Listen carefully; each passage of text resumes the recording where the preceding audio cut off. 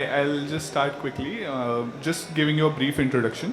My name is Vishwesh. I am from Razorpay. I look after product marketing. And I would like to introduce the topic and set the context first. Then Praveer and Pranita will take over from there. We can First have of, a round of introduction first. yeah, we can have a round of introduction first. Then I'll probably introduce the topic. Yeah. Hey, hello everyone. I'm Kaushal Parekh, CFO with Metro Brands. Hi, hello everyone. My name is Santosh Iyer. I am the CFO of Bima Jewels. Hi, this is Kiran Shinde from PMJ Jewels.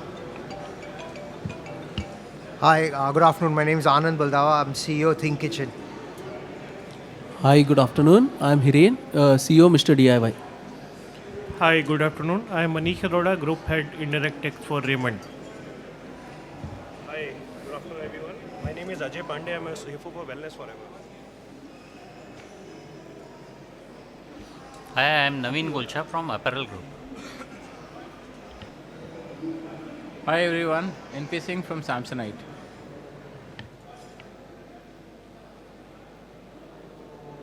Hi everyone, I'm Saurabh Shah from INC5 Shoes. Good.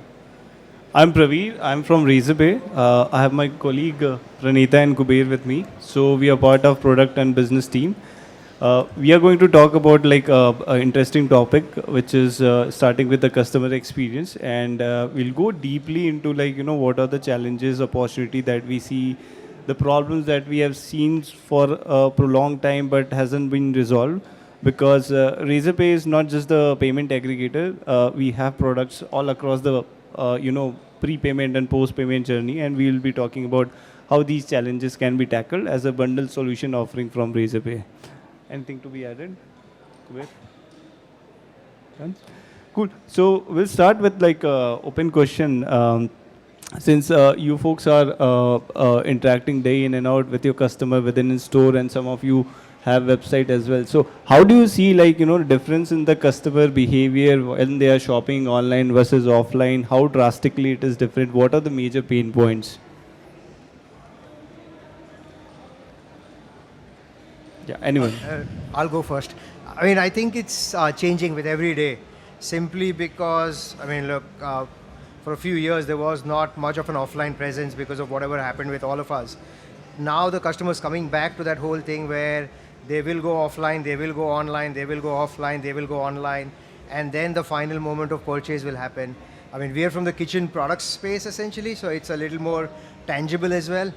People love to touch and feel. I think India as a country, we want to touch, feel the product before you buy it. So it's a mix now. So no one can say we're going to be an only online player. No one can say we're going to be an only offline player.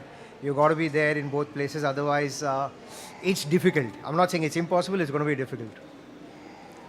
But yeah, go ahead. So I think the things have changed and evolved from customer perspective. The major change is the convenience part, because the major play a digital platform evolves regarding the convenience, while the experience still remains with the offline store. And we have witnessed lots of scenarios where customers have visited our stores, but for shopping, and they wait for their convenience and then price point. And at that moment, we get a conversion. So the lag of the customer conversion, which was happening at the inception stage, now it has been delayed, and they wait for the right prices for the right choices of the product, and that's where we get a good footfall. So basically what you're meaning to say is you're trying to solve for an offline to online journey and an online to offline journey. So want to dive deeper into understanding how are you all strategizing your offline to online, because online, like you said, is pretty new for all of us in this industry, right? So what is your steps to innovating, getting your customer from an offline place to your online platform? I think I'll just add one point before we enter into that. So I think I agree with you. The only point is the behavior changes with the tier. So in the metro and tier 1, the behavior is different. When it comes to tier 3 and beyond, the behavior is different. But they are also started, I think, slowly getting into this online or omni, I'll say. So yeah, that's the point. But that also changes in terms of customer behavior. Like, does it also vary from, average order value that we have? Because, the question that you mentioned and the challenges that you posed and the trend, a similar trend line that we see over here. But I'm sure, like, you know, the behavior changes drastically, and that's what Kuber is pointing, like, you know, how do you shift, like, you know, customer from offline to online or vice versa. And it has I feel like, you know, the average order value plays a vital role, and that is something they are looking in terms of payment convenience. If the average order value is high, they are looking for like ease of mode of payments, like EMI, like cardless EMI, and like, you know, digital loan financing facility. I think all schemes are working. All schemes are working. It's picking up day by day. It's not that this kind of any change in the behavior. It's picking up. It's not change, but it's adding up. So pre-COVID, total online business was nearly 3%, 3 to 4%. Thanks to COVID, unfortunately, not as a disease, but for the business, online has grown from 3% to 30% now in our business. Maybe other businesses say most businesses which are doing better online are F&B segment. When it comes to fashion, the only challenge that we face is delivering the footwear part or apparel part, when the fit-in is a big challenge, because returns are almost as good as 30 to 40% in case of fashion. In case of consumer goods, there would be hardly any returns. Regarding ticket size, it's increasing day by day. So as he told that the consumer behavior in city B or C cities, this is also picking up. They are in fact more aware of the online availability of brands and products rather than the urban population. So people who cannot afford, or people who don't travel or much, or people who are not even conversant with these brands, who were not conversant earlier, through online channels, now the brand awareness and the visibility of brands is much more now. So that's my observation. Does this, because we're all from finance background, does this impact your unit economics? Because technically return on product is almost 20-25% cost to your company, right? But whereas a retail store, the rent is much more cheaper in terms of unit economics. So does that really impact you? And does that also mean that you're trying to reduce your digital sales and use as more as a brand reach out and continue to go more stronger on retail? Purely from a finance perspective. Absolutely. It's more brand reach out, because unit economics in some categories, it works. Where the returns are higher, that's a big challenge. So is Omni helping you in terms of increasing the margins, or do you see it otherwise? Is it a cost, or is it a revenue line for you? It helps in generating revenue as well. So cost, initially you would not look at a cost when it gives you more visibility in the market. So the better, the total dynamics changes when you look at from cost perspective or when you look from business perspective. Both doesn't go together initially. Probably over a period of time, when you have a major share in the market and you are able to, take example of Zomato. It was EBITDA negative for so many years, and all of a sudden it has turned profitable, because they know how to generate revenue out of all these transactions. So at different levels they are charging different fees, different charges. They have added up a lot of, the first thing they did is to capture the market. So they have captured almost, I would say, 70-75% of the total online food delivery market. Swiggy now is in competition with them, but I think initially it was only Zomato. Though other players were there, all others could not do so well as Zomato could. Fair. So also adding to this point what you just mentioned, you're talking purely about e-commerce as in what we traditionally know e-commerce, but now e-commerce is changing into a 10-minute delivery, right? So with that addition to your online space, now do you, and I'm sure like for jewelry it's a very different say altogether. You cannot ever think of becoming a dark store, right? Or probably there is a future. We don't know if you have some strategy. You can share that with us as well. But more from apparel or this category. I would love to hear both perspectives, right? Because one, I have you who are, I don't know, because jewelry is a very experienced trust-based sell, right? But versus for apparel and footwear, you can get into a 10-minute delivery. So from both perspectives, I just want to understand if you have some strategy which we have not heard in the industry yet. Okay. So the first question from you was the challenges in omnichannel strategy. I would like to answer that first. We need to have a multi-dimensional, cross-functional vision and strategy for your omnichannel business, which I don't know whether it is there or even there, whether it is evolved. Today we talk about omnichannel as a buzzword without even really understanding. So connecting to your business, customer comes in, pay the credit card, cash, etc. to a showroom. There is no payment gateway concept in the Salesforce mind, but it goes to online. What I do with my team is there, educating them as to how a payment gateway works. So this can bring the trust back to the customer's mind.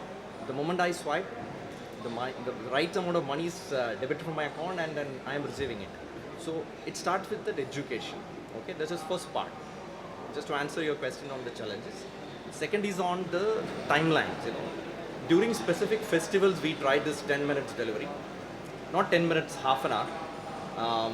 Offtake was not very encouraging initially. Last season, Dhanteras, much better than what we expected. Believe me, 0 returns. Okay. My experience, because we do business with all the marketplaces, Myntra, Amazon, etc. My returns are hardly single digit. It's purely my experience, So you're lucky. Very lucky. And just to add to that, I'm sure in Dhanteras you sold lots of coins and not jewelry. Just to add, what sells here is coins. Largely there is no need for the customer to return. There is nothing called a defect or anything. So apparel, I understand the size and your fitment, your color, etc. So not a right comparison between our industries. The coins are basically for the gifting purpose, basically. Gifting, investment. And not for the self-consumption. Yeah. That's how there is no such return.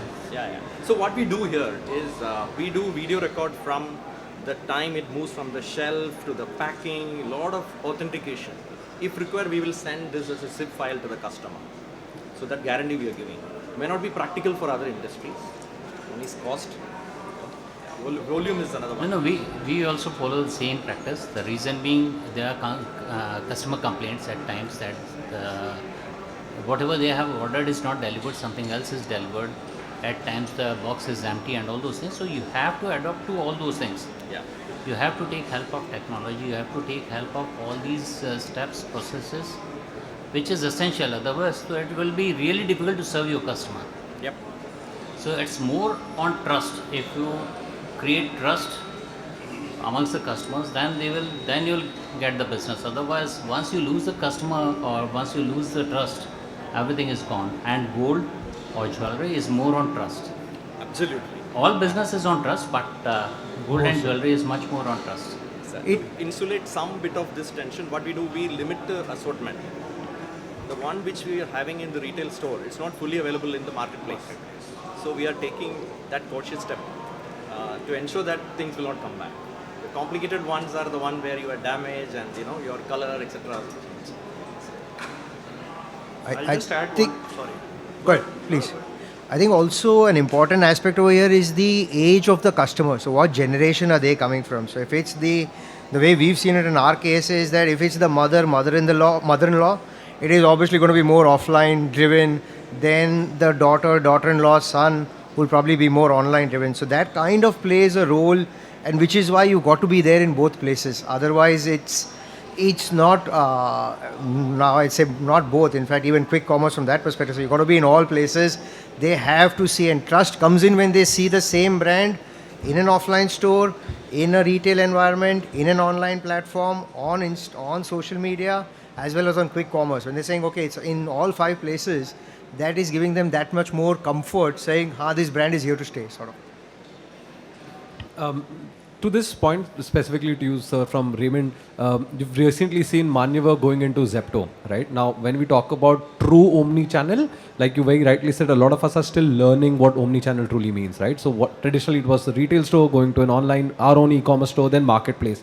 Now with Manyavar going into Zepto, is that something which you see Raymond Ethnics doing next?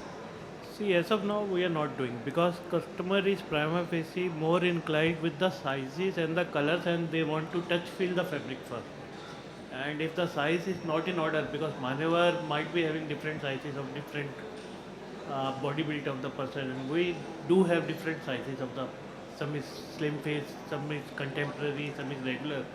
So customer want to feel and try the article first, then only they have to purchase. Otherwise, they can do a impulsive buying, but it can result in the returns. So, like one of the things which is associated with omni-channel play that we have heard multiple times from our customers, that omni-channel play is going to help reduce the CAC, customer acquisition cost. So, how true this is happening in your area? Nothing. It's no. I mean, look, if it depends on the organizational strategy, and I think players like a lot of us over here, if you're a long-term player, honestly, we're not looking at CAC. We're not. This is more a cash flow business than a valuation game. So CAC is not. I mean, more or less, after all the spend that you will do on social media for awareness, for performance marketing, your net result ultimately, whether it is offline or online, you will be probably 200, 300 basis points away, but it's not going to be like a huge difference essentially. Also, frankly, the rents that you pay for the store is effectively CAC, right? So you set up the store to attract customers. And just on building on what everyone said, nowadays it's not a question of either or. It's how the customer is looking at us.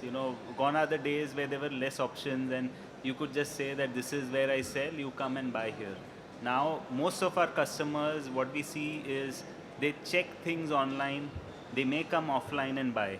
There are customers who, while buying offline, they love to see online whether the prices are same. So though same prices, same quality, etc. That has become like an hygiene. If you lose customer trust there, it's gone. And important point is, as he mentioned, that there are different type of customers at times who say offline first or say online first. And if you want to grow, there's no option but to be present across. Make sure you give the best experience, seamless experience to the customer, whether they are buying online or offline, and try and make sure that returns, etc., are as smooth as they are in say offline environment. That's, I think, the way to go. There's no option. Take for example quick commerce. We're discussing on quick commerce, right? Ideally, any category which has very less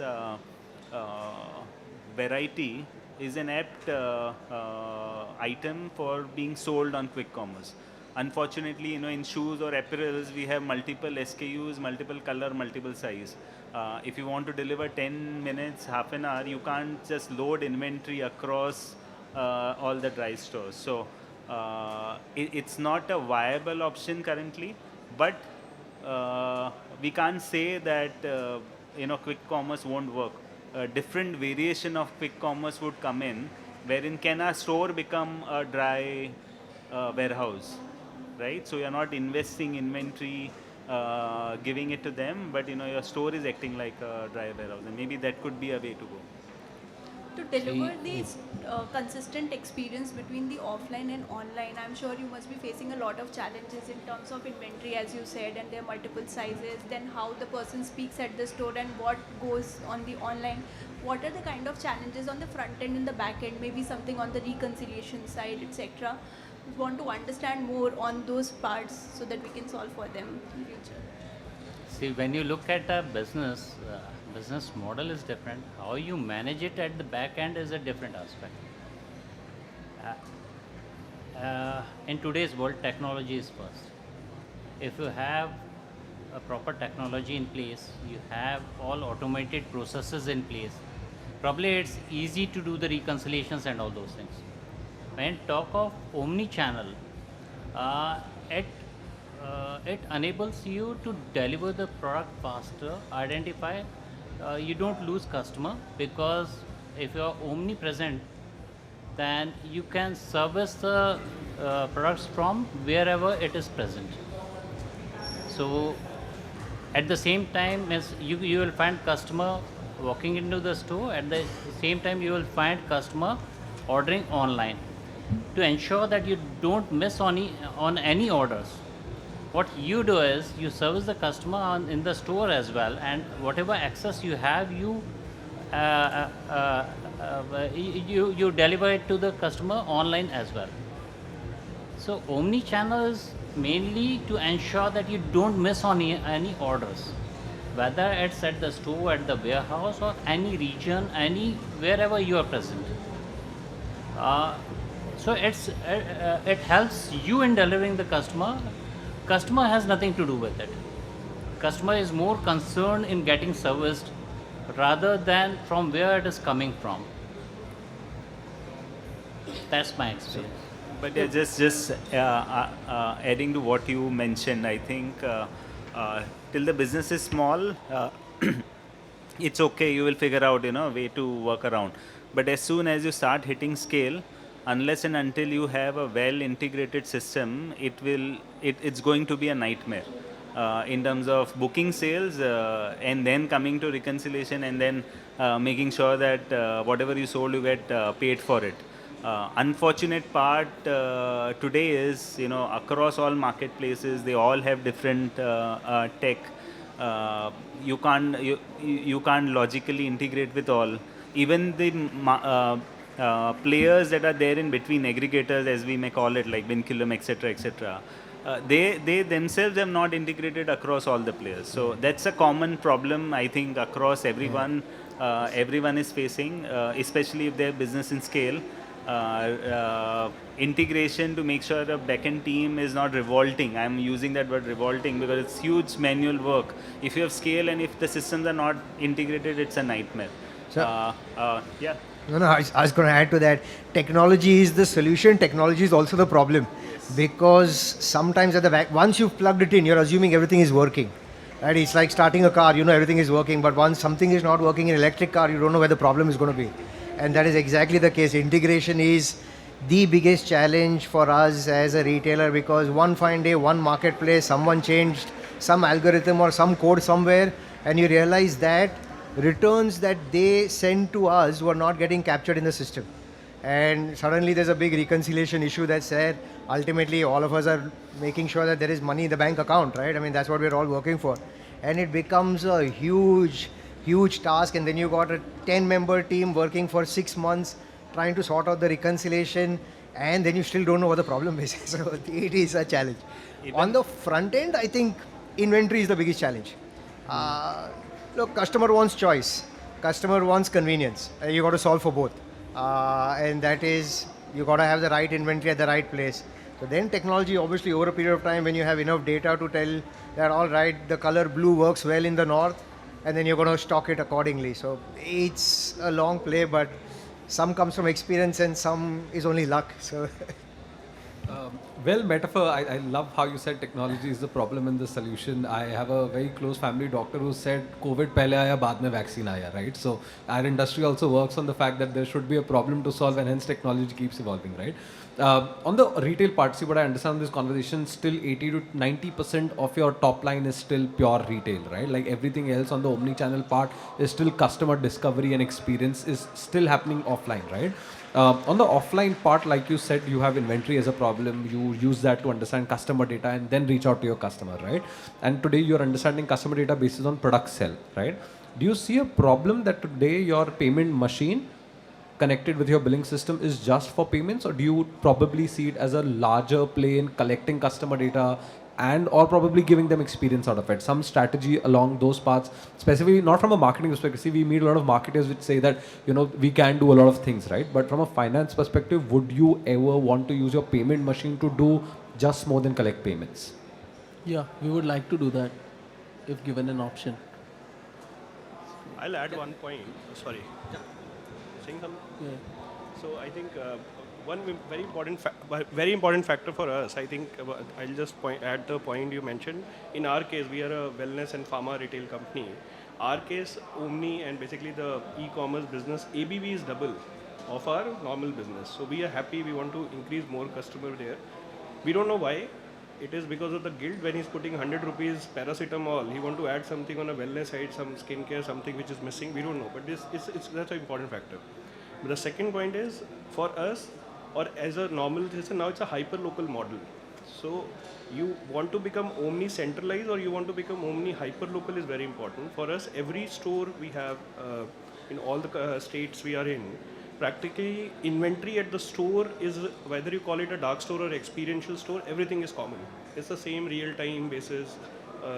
And for a customer, whether he wants to walk into my store or he wants to just pick up phone and call me, or WhatsApp or app or web, whatever he wants to do it, it's a convenience I'm giving. So for that, we are not, as a way, we don't want to invest on the acquisition, but we want to build the experience on that side. So whether when you come to the store, there's an opportunity for experience. When you are not coming to the, how that can be built up. And one point on the payment side, yes, there's a challenge because generally most of the people use third party to do the delivery fees. That's where a sort of a significant amount gets stuck because the party collects the cash if it is a small ticket size. And if it is online, then some solution, because it's their solution, it is not our solution which gets integrated. That's a piece. The third point, on the other side of it, I think most of the POS needs to be connected with the payment machine directly now, because there's no way we can't keep two systems. So like we keep one app in our store. So app has to have a model, which most of the partner we work with, we have already started talking about how we can solve that. Because my sales associate cannot carry two things, frankly. I think if you experience the IKEA recently, they have started moving that model. There's every sales guy will have their, I don't know whether it's a tab which has the payment and all those options then and there.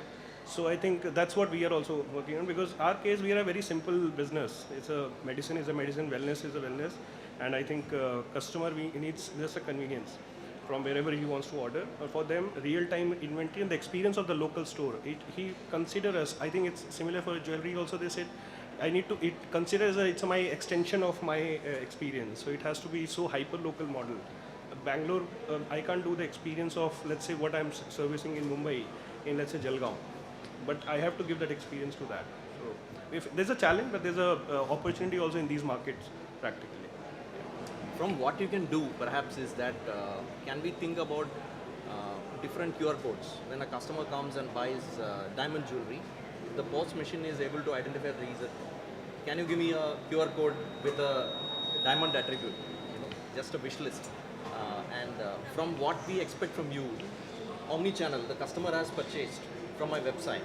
He has purchased from my partner website, maybe Myntra.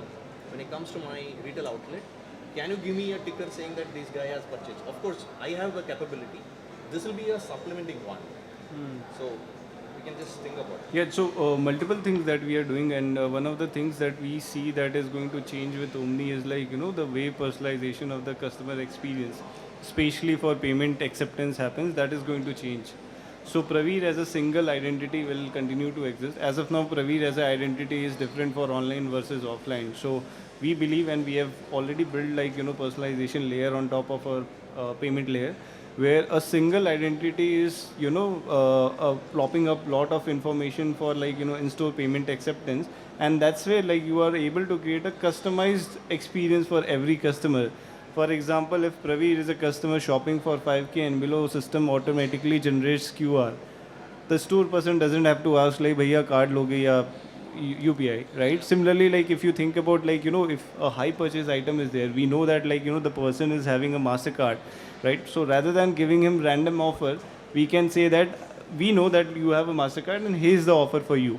So the time to make the decision for the customer is cut short, just because we have enough information and we are segregating across different verticals and then collating together to create a single unique personalization experience for the customer.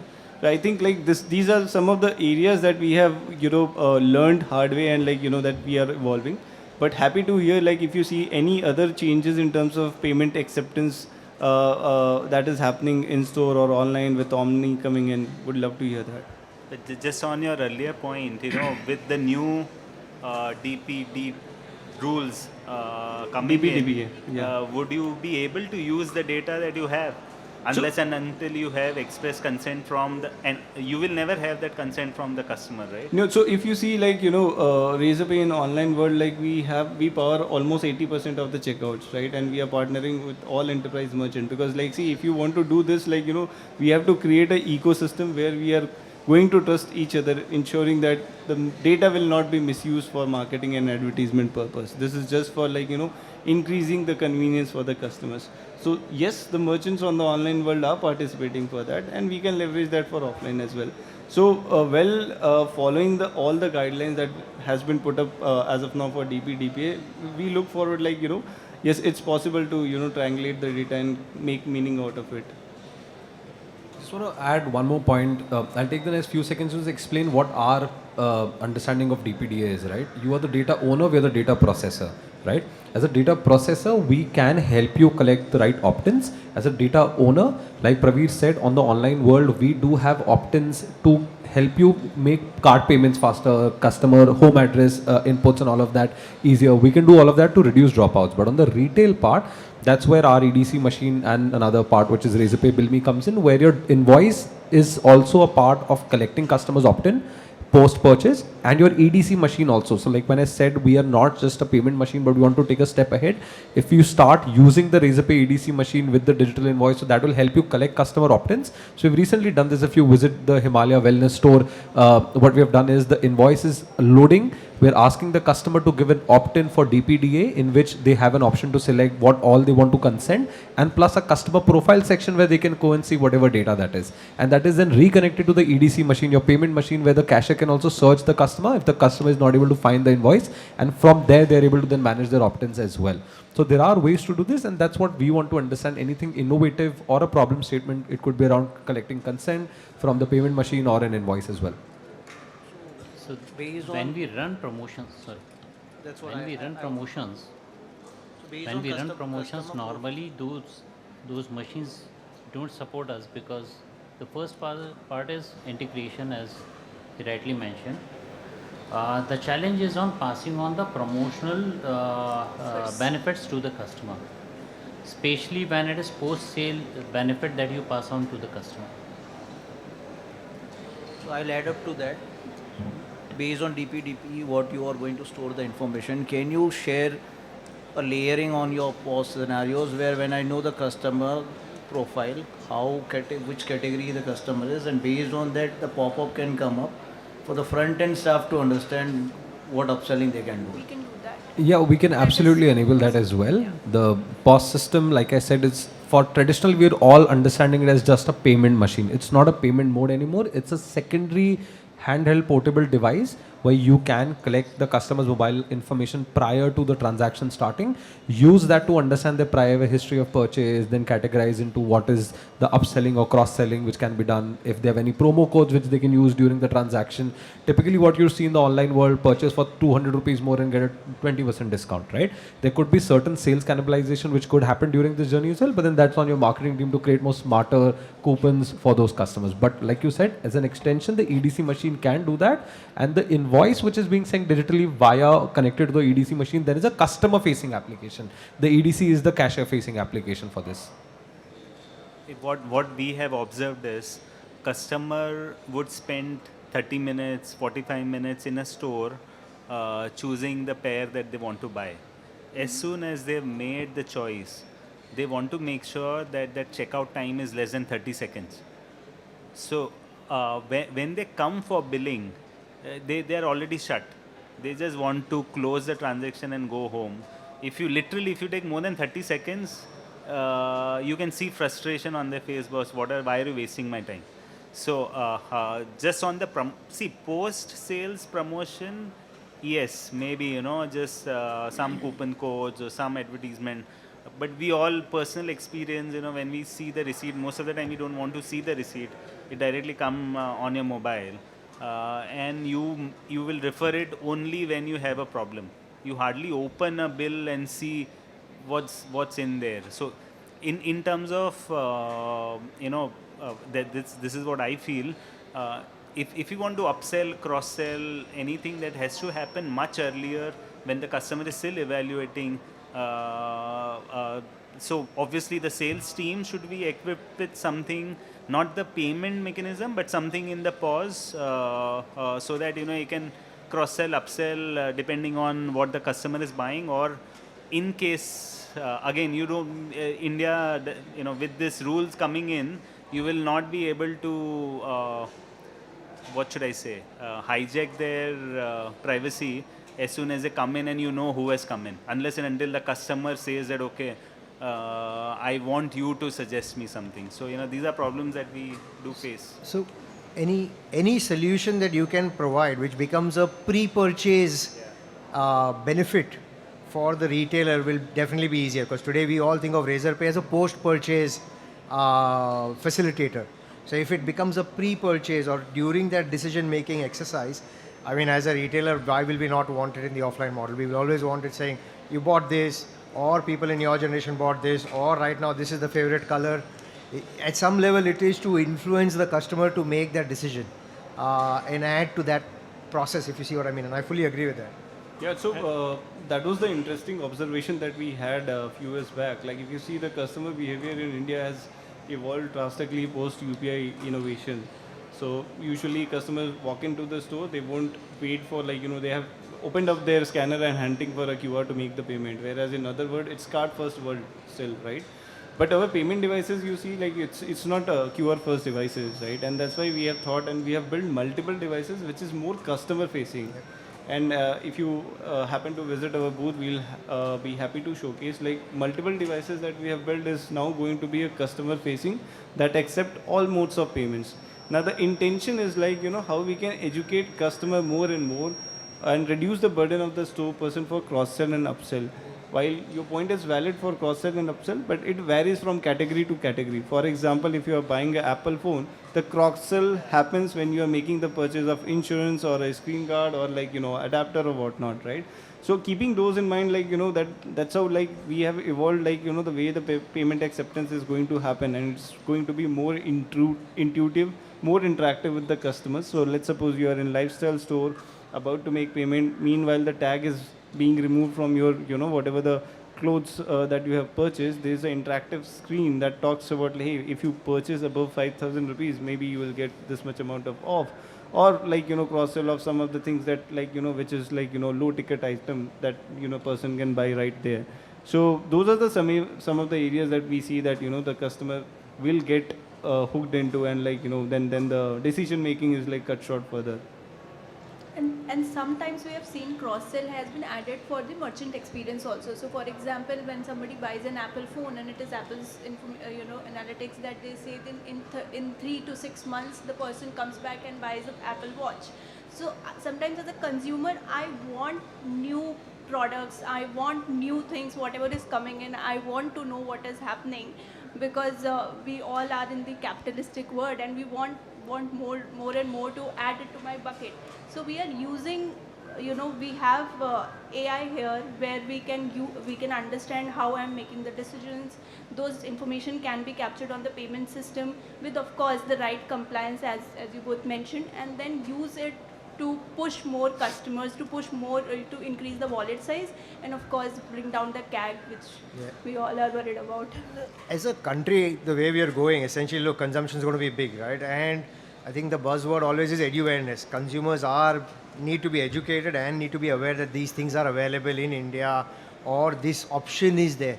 आज तक वो उतना awareness था भी नहीं, उतना education था भी नहीं. I'm not trying to demean anyone. I mean, it's just that we are evolving as a consumption economy, and that becomes extremely important. And if any solution that can be provided to further facilitate this whole edu-awareness, journey for the consumer, to make it easier is definitely going to help. Yeah. Education is a deeper problem.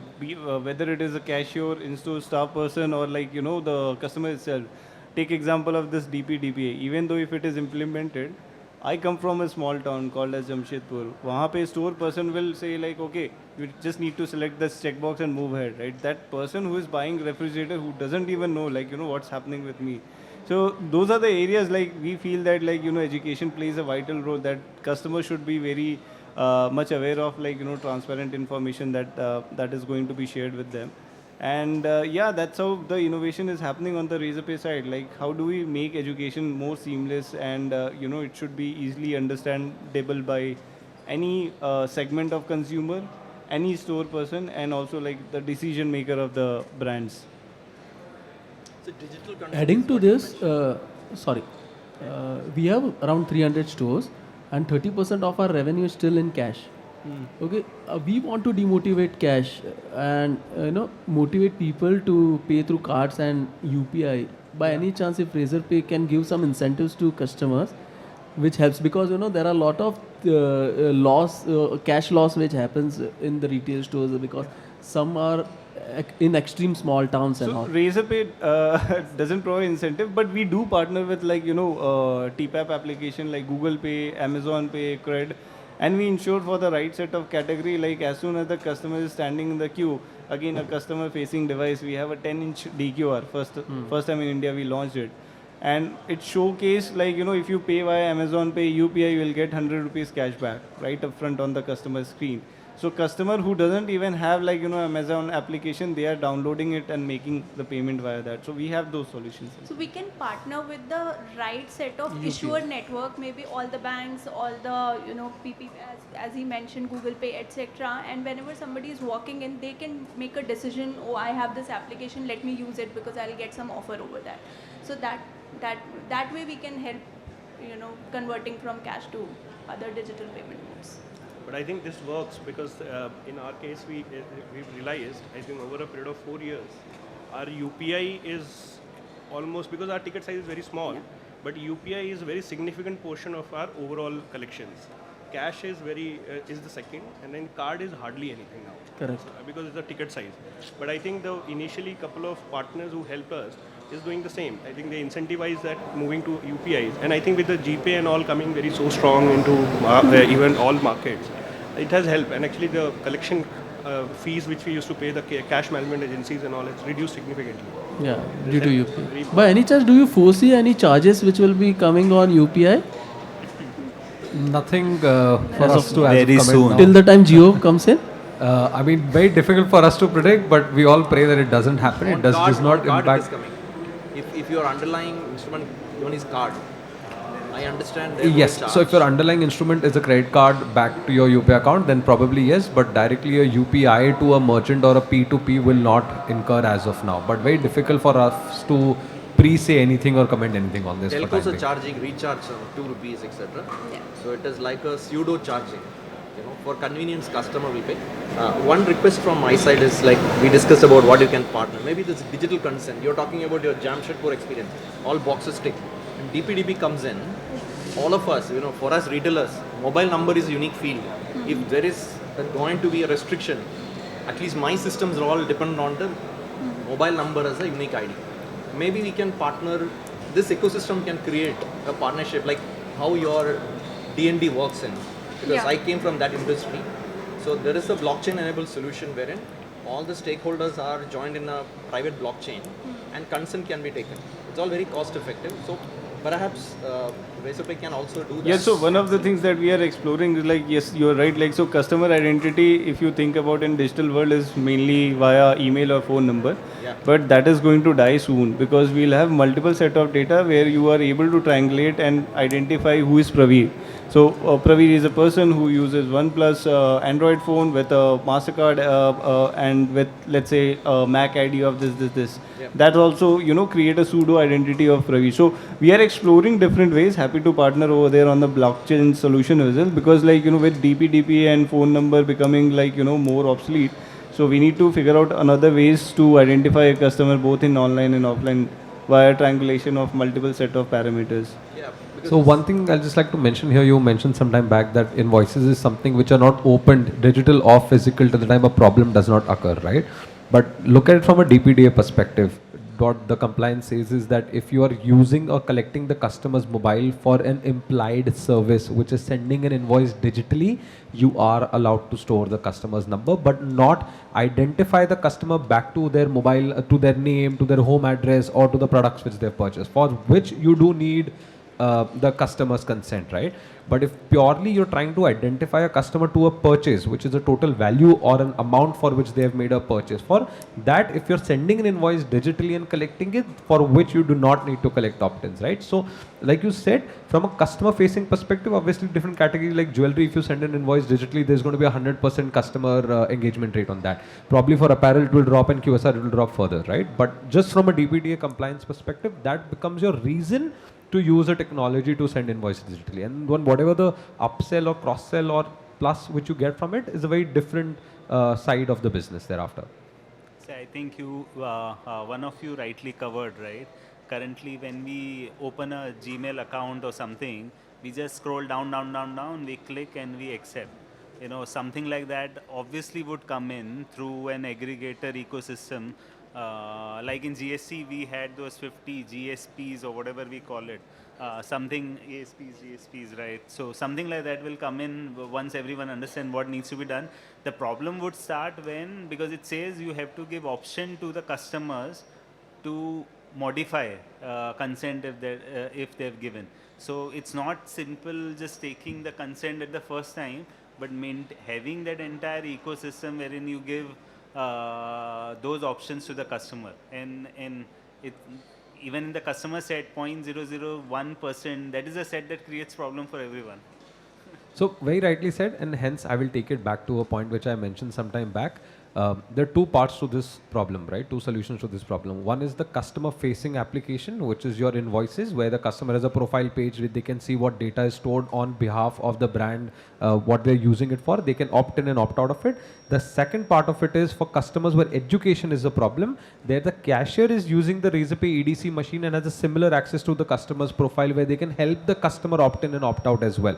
So it's not just a one-way street where you as a retailer and your cashier is helping the customer. The customers who are educated are using it on their own through the invoices, and the customers which are not are using the payment machine now to do your DPDA compliances as well. And these are things which we as an org are going towards building and making sure while we are compliant as a processor, you are also compliant as a data owner as well. And that would be like, as you mentioned, is it will be completely life cycle that will be managed and built by Razorpay. For any set of consent is not just a click wrap accept, but moreover, like, customer can go and manage those settings and consent.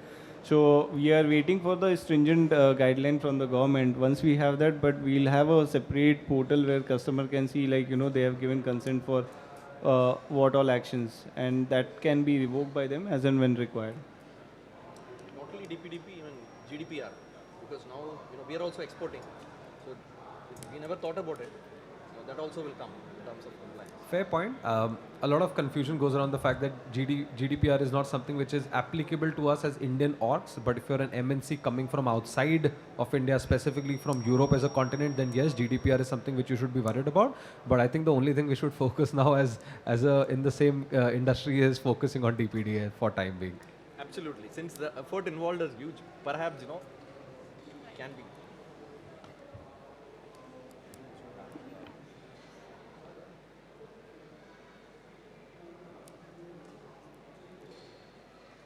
One last request.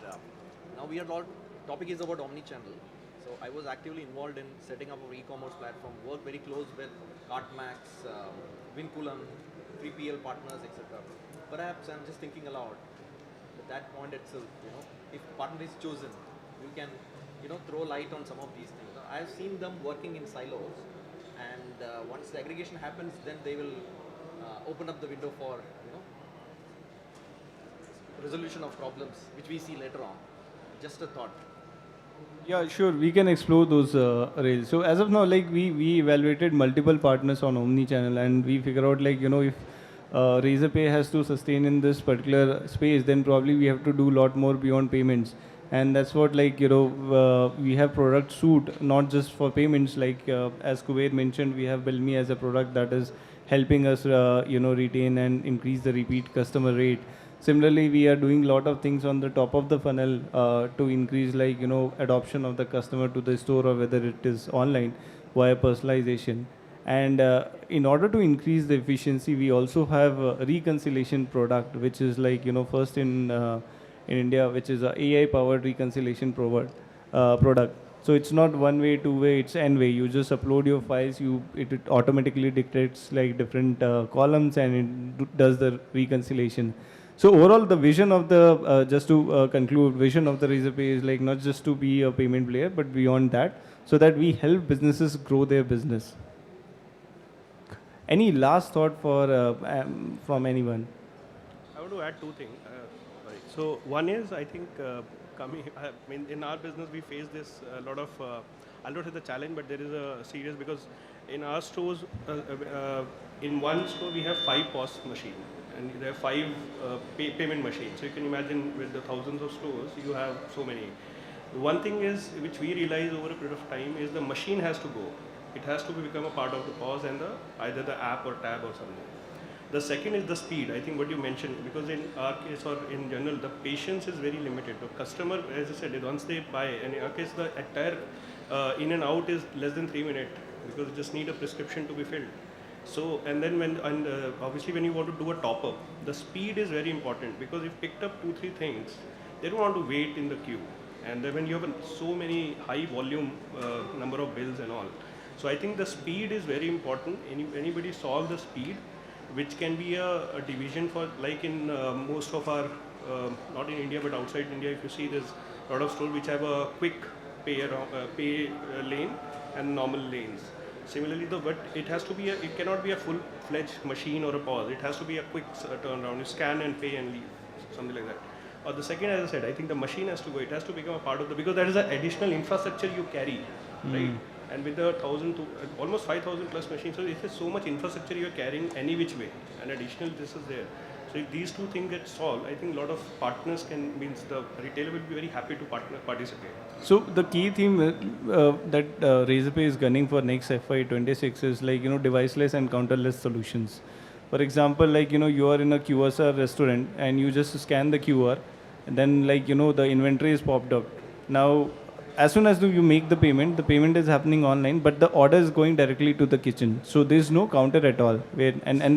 Once the order is ready, you can just go and collect it from there. So those kind of, counterless solution and deviceless solution. For the deviceless solution, we have recently launched a DigiPOS solution with Apple, where like no more queuing up the people you'll see when the iPhone launches, because like we are created a multi-threaded system where like 10-20 people can make the payment seamlessly at the single time. Yeah, that's the idea, because like everyone wants to get away from wear and tear of the payment devices, managing bulky assets, iska charge nahi, iska paper roll nahi, and everything has to go away. And I think the reconciliation piece, you said there's a lot of effort goes when you have a high volume, when you have lakhs of volume in a day. Then next day morning, you need to reconcile all the UPIs and card and all the collections you made other than the cash. And that is also a very tedious job, frankly. So there are solutions, but again, there was integrated outside the system. If you guys have, it's like my payment machine or a payment gateway can reconcile, that will add on. I think that's a good help. To add to Ravi's point, we have similar solutions to what we are saying. So we have given a seamless solution to Amazon, which is attached to their delivery, which can be attached to the reconciliation part also.